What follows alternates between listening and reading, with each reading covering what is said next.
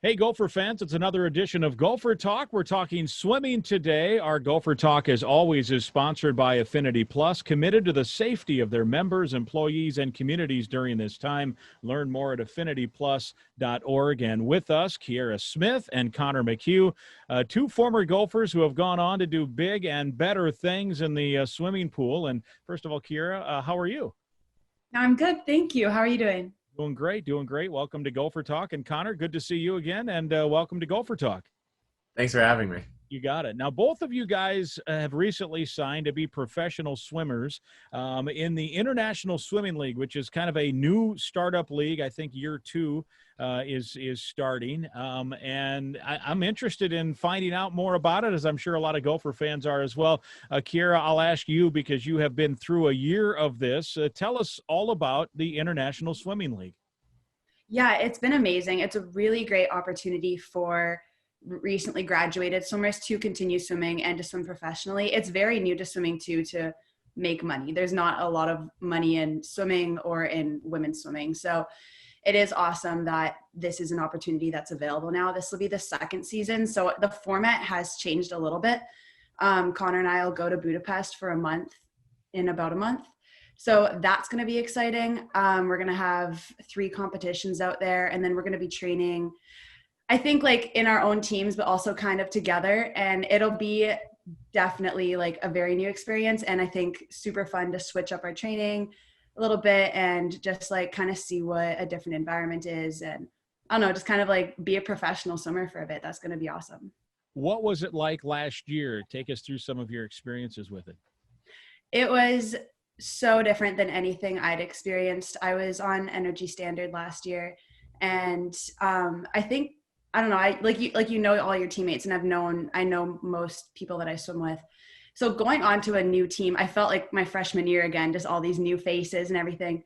But it was nice because being graduated, it's a smaller group. You're not on a college team anymore.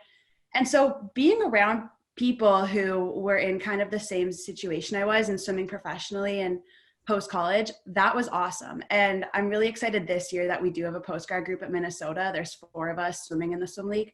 So to get to go through all of these things with a group of people, that's going to be really helpful and really motivating, and a really a special thing that I think we're kind of creating here. Like Kierra said, it's only in its second year. So it's exciting at the same time, while realizing it's my first year with the team. Being on a team, it's definitely not something that has been around for a long time. And so, like Kierra said, there's been quite a few improvements already just from that last year. And I just think it's a really cool opportunity to have, being a post-collegiate swimmer. I had already swam 2 years after graduating in 2018, and now to have the opportunity to represent a team with teammates from around the country, from around the world, it's just a really unique aspect that quite a few other sports already have professionally. But this is kind of it. The spotlight's on swimming to be able to have this finally, and to have a spot or opportunity for other people to do this. As you learned about the league, Connor, can you tell us kind of the makeup? Obviously, swimming is an individual sport, but you're part of a team here. How many teams are in the league? Is it an international league? Well, what's the makeup of this like? So yeah, feel free to correct me if I'm wrong here, Kierra, but I believe there's 8 teams, and then they added 2 extra teams now. So Toronto and Tokyo added 2 teams for the second year here. And then 16 men, 16 women. So you have 32 on each team basically. And from my understanding, it's just kind of gone along the lines of what the coaches and the team owners have kind of decided how they want to make their team. And then they go out and kind of recruit those swimmers and see if it works out. Yeah, Kierra, how was the recruiting process? Was it like you were in high school and club again, getting recruited by colleges, or was it different because you were able to kind of shop your services as a free agent? I never thought of that. I guess it was a little bit like it's a way less serious decision, I think, than choosing a college. I was way more nervous for that. This, I think, I felt very fortunate to get onto a team this year and to get to swim again professionally. No, that's a good point. It was a lot like choosing a college. And then once you've decided, then you can start to get excited to represent. And yeah, it's a lot of the same emotions. So I like that. Kierra, let me ask you about the quality of swimming. Obviously, you've been at the highest of levels internationally. Where would this fall in? Is this a higher level of swimming than college? Would it be kind of on the same plane, or what kind of, when people want to watch and follow along, what kind of competition are you facing? I don't think there is a higher level of swimming than being at an NCAA's. It's really hard to make an NCAA's.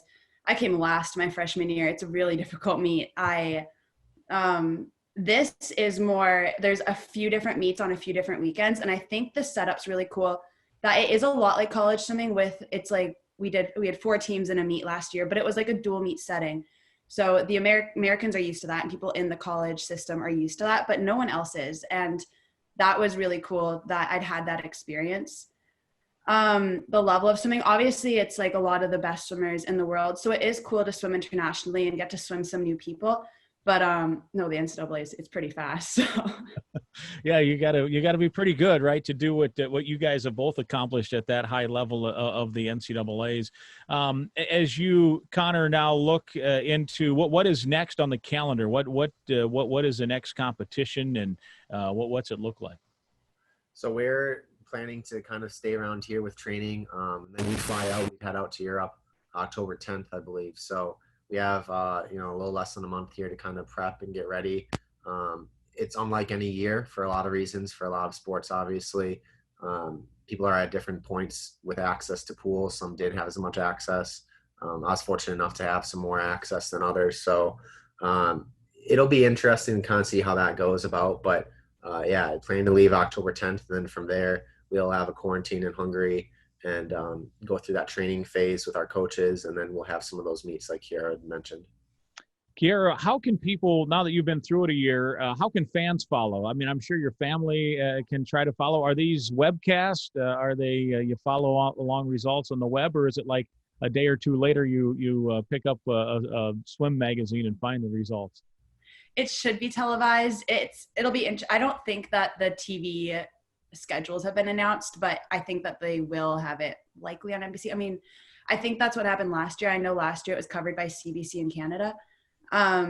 It's interesting that it'll be in Europe because swimming is a bigger sport in Europe. So I think that it should be televised here. I think that's the goal anyways. I just don't think anything's set.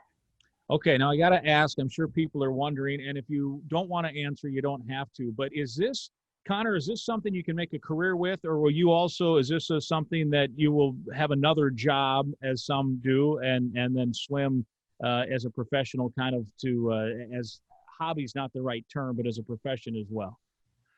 Yeah, I talked with Kierra about that just a couple of days ago, honestly, and I think this is a really unique point that I'm actually able to have a salary to actually live off of, and that's something I've never really had with swimming. Kierra's been on the national team for Canada for quite a few years, and I know that each country has some funding there. I hadn't been on for the U.S., but I'm on that scale, so it's definitely a unique perspective to be able to live off of it now, which had never been an option for me at all. That's why I had interned at Gopher Athletics while also training for some time. So it's unique in that regard, but at the same time too, it's not something that a ton of people are going to get rich off of, but they do have a really great stipend program with it. And then they also have the prizes for cash prizes for placing. Yeah, that's great. And what was the interest like last year from a fan standpoint, Kierra? Were you in aquatic centers that had a lot of fans, and will it change too since it's overseas now? London and Italy, the stands were packed. Like it was sold out, so much energy. Indianapolis, I mean, IUPUI is a big pool, but it wasn't filled. And so it was like a whole different atmosphere. I feel like I went to Worlds in 2017 in Budapest, and it was a very exciting atmosphere. I feel like this will be similar. I think that they're really into swimming down there. They have a lot of great swimmers in Hungary. So I don't know. I do feel like this will be very exciting. And I think that the dual meets that we do have there will be really, really fun. Yeah, it sounds really exciting. And I'm going to have to find the place to watch this. And I know a lot of people now will be interested as well. Best of luck and continued success training. And we will be following along, you two. Awesome. Thank you. All right, sounds good. Kierra Smith and Connor McHugh, our guests. That's Gopher Talk presented by Affinity Plus. So long.